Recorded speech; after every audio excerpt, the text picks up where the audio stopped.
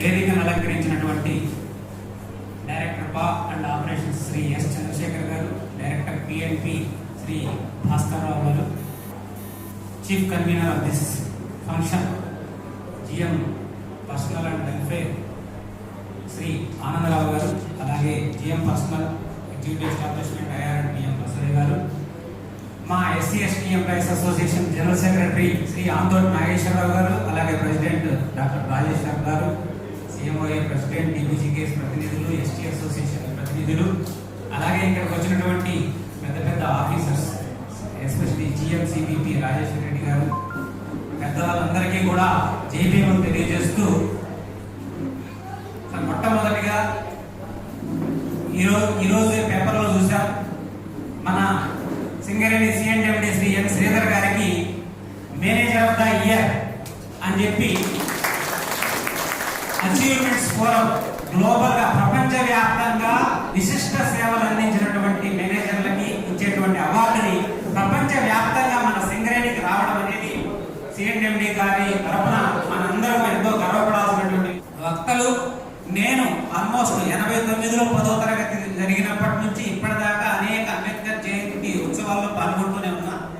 99% మంది అంబేద్కర్ జీవిత చరిత్ర గురించి, అంబేద్కర్ ఎక్కడ పుట్టారు, ఆయన తల్లిదండ్రులు ఎవరు, ఆయన ఏం చేశారు, దీని గురించే చెప్పడం విన్నాను తప్ప అంబేద్కర్ ఆశయాల గురించి కానీ ఆయన జీవితంలో ఆయన ప్రేరేపించినటువంటి విషయాల పట్ల కానీ ఎక్కువ మంది చెప్పడం వినలే. మనకు అంబేద్కర్ గారికి నిజమైనటువంటి నివాళి ఎప్పుడు అర్పిస్తాము అంటే ఆయన యొక్క ఆశయాల్ని వ్యాప్తి చేసినప్పుడే మనం ఆయనకు ఘనమైనటువంటి నివాళి అర్పించిన వాళ్ళం ఉంటాం. అందుకే నిజంగా అంబేద్కర్ గారు ఆయన దళిత గిరిజనులకు ఇచ్చినటువంటి అవకాశాల వల్ల 2 సంవత్సరాల క్రితం మీరు చూసే ఉంటారు, టీనా దాబి అనేటువంటి ఒక దళిత అమ్మాయి యూపీపీఎస్సీలో అంటే ఐఏఎస్ లో ఇండియాలో ఫస్ట్ ర్యాంక్ సొంతం చేసుకోగలిగింది. అబ్బా చరిత్రను తిరగరాశారే మన దళితులు అనుకుంటున్నటువంటి తరుణంలో కరెక్ట్ గా 10 రోజుల క్రితం సార్ మళ్ళీ యూపీపీఎస్సీ ఫలితాలు వెలువరించారు. ఐఏఎస్ ఫస్ట్ ర్యాంకర్ కనిష్క టకారియాని మళ్ళీ దళితులే రావడం జరిగింది. సో ఐఐటి బాంబే అతను కంప్యూటర్ సైన్స్ ఇంజనీరింగ్ చేశాడు. సో అతను దళితుడు నెంబర్ 1 స్థానాన్ని సాధించుకోవడం జరిగింది. ఇవన్నీ కూడా, ఈ ఫలితాలన్నీ కూడా అంబేద్కర్ గారు రాజ్యాంగం ద్వారా అణగారిన వర్గాల కోసం ఇచ్చినటువంటి ప్రతిఫలాన్ని ఉపయోగించుకుంటూ ఒక్కొక్క అడిగే ముందుకు వేస్తూ పోతున్నాం సార్. అయితే అంబేద్కర్ గారు హిందూ 1856 మార్చిలో 10 లక్షల మందిని బౌద్ధ మతం స్వీకరించడానికి కారణం ఏంటి? Why he left Hinduism and what made Ambedkar to take Buddhism as his religion అనేది చాలా మందికి తెలియదు. ఎందుకు బుద్ధిజం తీసుకున్నాడు? He studied all the religions in the world. ప్రపంచంలో ఉన్నటువంటి ప్రతి మతాన్ని క్షుణ్ణంగా పరిశీలించిన తర్వాత ఆయన బుద్ధిజం స్వీకరించాడు. ఎందుకు బుద్ధిజం స్వీకరించాడు అనేది చాలా మందికి తెలియదు. అంబేద్కర్ గారు ఒక పెద్ద గ్రంథాన్ని రచించాడు. హిందువులకు భగవద్గీత ఎలాగో, ముస్లింస్ ఖురాన్ ఎలాగో, క్రిస్టియన్స్ కి బైబిల్ ఎలాగో, దళిత గిరిజనులకి బుద్ధ అండ్ హిస్ ధమ్మ అనేటువంటి ఒక ఇంత గ్రంథం ఉంటది. ఆ గ్రంథాన్ని రచించాడు. ఆ గ్రంథాన్ని 1-2 పేజీలు చదివిన అంబేద్కర్ యొక్క కెపాసిటీ అర్థమవుతుంది. ఆయన యొక్క, నేనైతే ఒక్కొక్క పేజీ చదవడానికి డిక్షనరీ పక్కన పెట్టుకుని ఒక్కొక్క పదానికి మీనింగ్ రాసుకుంటూ ఒక్కొక్క పేజీ అరగంట పట్టేదండి నాకు. ఇప్పటిదాకా 40% మాత్రమే చదవగలిగినా నేను. It is such a beautiful book. దాంట్లో అంబేద్కర్ గారు ఎందుకు బుద్ధిజం తీసుకున్నాను నేను, దీనివల్ల ఎందుకు బుద్ధిజం ఈ ప్రపంచానికి, దళిత గిరిజనులకి, భారతదేశానికి అవసరము అని చెప్పాడంటే 5వ అధ్యాయంలో 5వ విభాగం అని ఉంటుందండి, 5th చాప్టర్. దాంట్లో చదివితే దానికి ఆయన ఒక కారణం చెప్తాడు. బుద్ధుడు మార్నింగ్ లేచి రాజప్రసాదం నుంచి భిక్షాటనకి, తన భిక్షువు కాబట్టి భిక్షాటనకి ఒక పాత్ర తీసుకొని వెళ్తూ ఉంటే ఒక నదీ తీరంలో ఒక సిగారుడు అనేటువంటి ఒక వ్యక్తి, ఒక అతను నదిలో మునిగి తడిబట్టలతో, తడి వెంట్రుకలతో దిక్కులకు నమస్కరిస్తూ ఉంటాడు. అప్పుడు బుద్ధుడు ఆయన అడుగుతారు, బాబు సిగారుడా, నువ్వు మా దగ్గరే ఉంటున్నావు కదా, నువ్వు నువ్వు ఎవరికి ఏం ప్రార్థన చేస్తున్నావంటే, మా నాన్న చనిపోతూ నాకు దిక్కులకు అంటే దిక్పాలకులకు నమస్కరించిన ఆయన ప్రతిరోజు పొద్దున్న స్నానం చేసి అని చెప్పాడు. అందుకు నేను దిక్పాలకులకి నమస్కరిస్తున్నాను అంటాడు. అయితే దిక్పాలకులు ఎవరు బాబు సిగాల అని చెప్పి బుద్ధుడు అడుగుతాడు. అడిగితే సిగాలుడు సార్ తూర్పుకేమో ఇంద్రుడు, పడమరకేమో యముడు, దక్షిణానికేమో వరుణుడు, ఉత్తరానికేమో కుబేరుడు, ఈ నలుగురు దిక్పాలకులు సార్, వీళ్ళకి నేను నమస్కరిస్తున్నాను అంటాడు. అప్పుడు బుద్ధుడు నవ్వుతాడు. బాబు నువ్వు ఆ దిక్పాలకులు ఉన్నారో లేరో నాకైతే తెలియదు, నేనైతే చూడలేదు, నువ్వైతే చూడలేదు. బట్ నా ప్రకారము దిక్పాలకులు 6 అంటాడు. జాగ్రత్తగా వినండి దయచేసి. ఎందుకంటే అంబేద్కర్ గారు ఈయన చెప్పినటువంటి బుద్ధిజంలో ఉన్నటువంటి గ్రంథంలో ఉన్నటువంటి విషయాన్ని రాజ్యాంగంలో పొందుపరచడం జరిగింది. అందుకే చెప్తున్నా ఈ విషయాన్ని.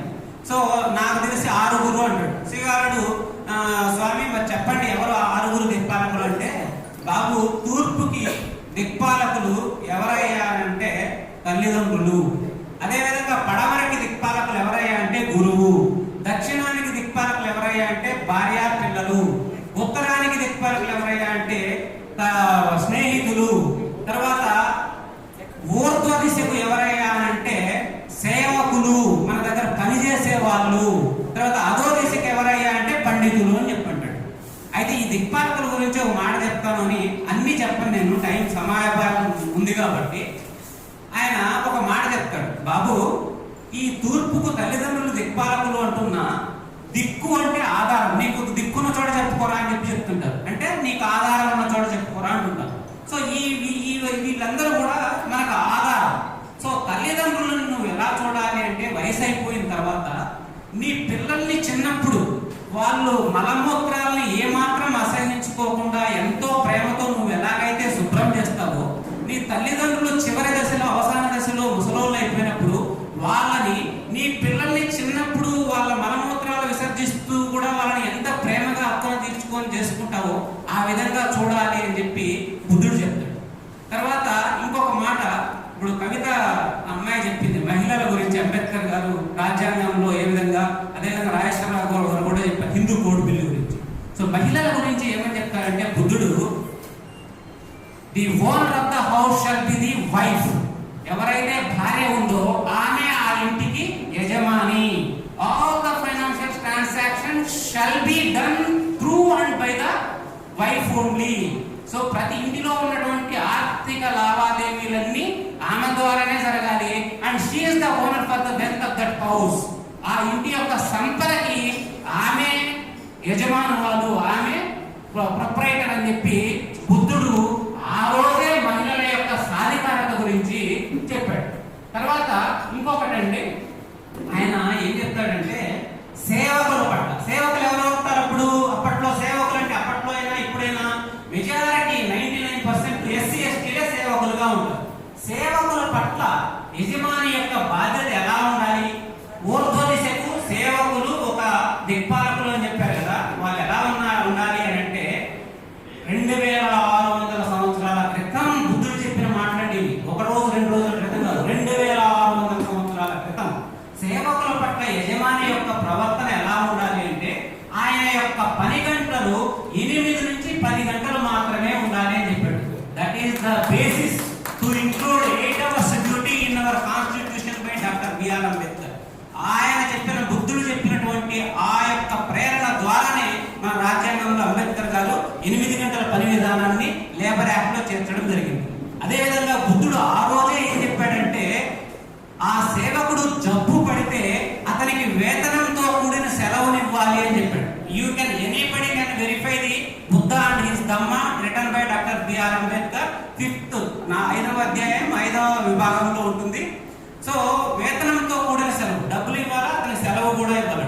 దీర్ఘకాలిక జబ్బు కానీ ఏర్పడితే అతని అనారోగ్యానికి కాపాడడానికి అవసరమయ్యే ఖర్చునంతా యజమాని భరించాలి అని చెప్పి బుద్ధుడు చెప్పాడు.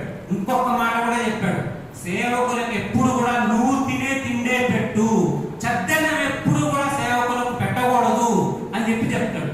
తర్వాత ఒకవేళ నీ సేవకుడు అనారోగ్యంతో కానీ ఇంకేదైనా ప్రమాదం బారిన పడి చనిపోతే అతనికి కొంత మొత్తం డబ్బులు చెల్లించాలి, కాంపెన్సేషన్. ఇప్పుడు ఎలాగైతే మనము చనిపోతే మనం డబ్బులు 25 లక్షలు అట్లా ఇస్తున్నాం చూస్తున్నామో అదే విధంగా అప్పుడే 2600 సంవత్సరాల క్రితమే యజమాని కొంత మొత్తాన్ని వాళ్ళ ఫ్యామిలీకి ఆసరా కోసం ఇవ్వాలి అని చెప్పి అప్పుడు బుద్ధుడు చెప్తారనమాట.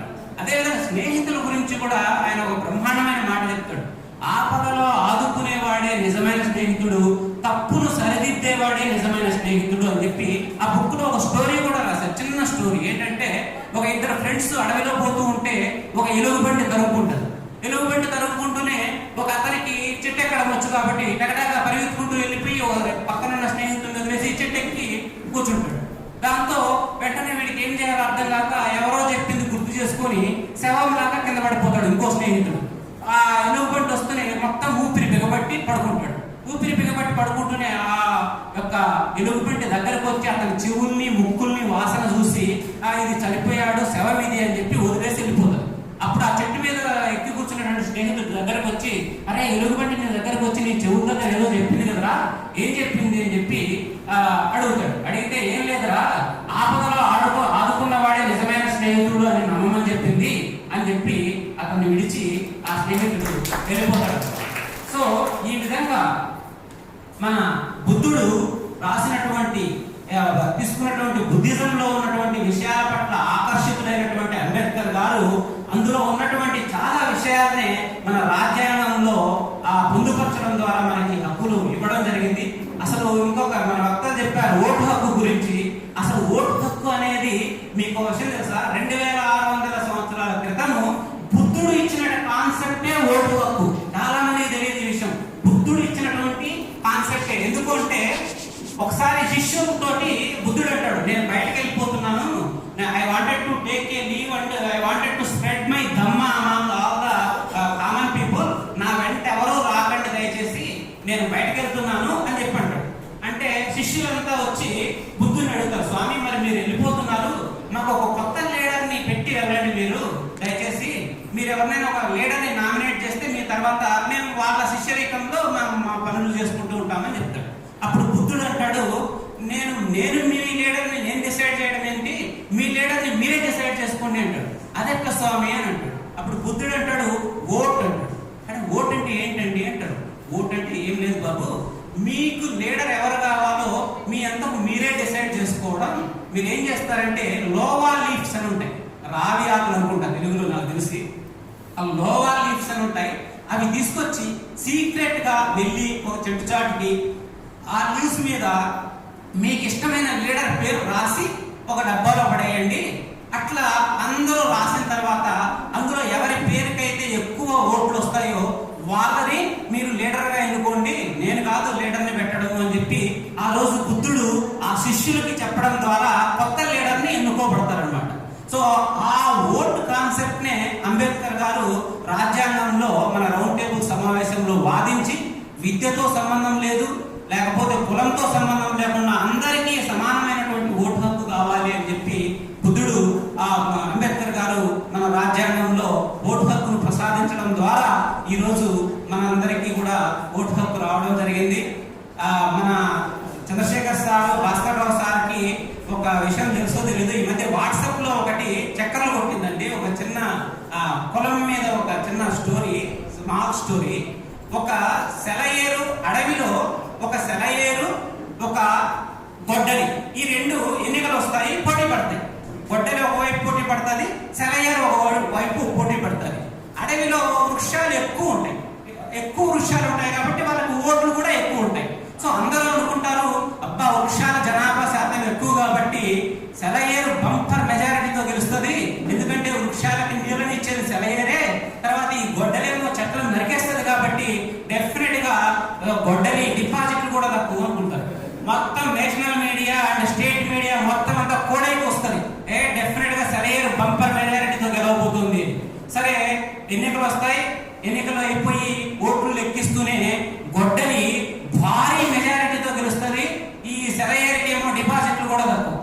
ఒక్కసారిగా ఆశ్చర్యపోతుంది అడవికి రాజైనటువంటి లయన్, అరే ఇదేంటి ఇలా జరిగింది అని చెప్పి లయను ఆ వృక్ష జాతుల పెద్దలు ఉంటారు కదా, ఆ పెద్దలందరినీ పిలిచి అడుగుతాడు అనమాట. లయను, ఏమైనా మీకు బుద్ధి ఉందా, అసలు ఆ సెలయేరు ఓడిపోవడం ఏంటి, మీకు బద్ద విరోధమైనటువంటి గొడ్డలి గెలవడం ఏంటంటే వాళ్ళు ఒకటే చెప్తారు, సార్ అదంతా నాకు తెలీదు, ఆ గొడ్డలికి ఏదైతే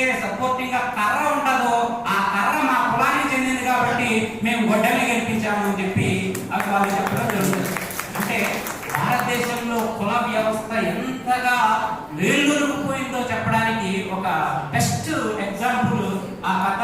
అయితే ఈ విధంగా కుల వ్యవస్థ వేళ్ళూరుకున్నటువంటి ఈ సమాజంలో నేను డైరెక్టర్స్ గారికి నివేదించేది ఏంటంటే, సార్ దళితులకి అవకాశాలు ఇవ్వండి.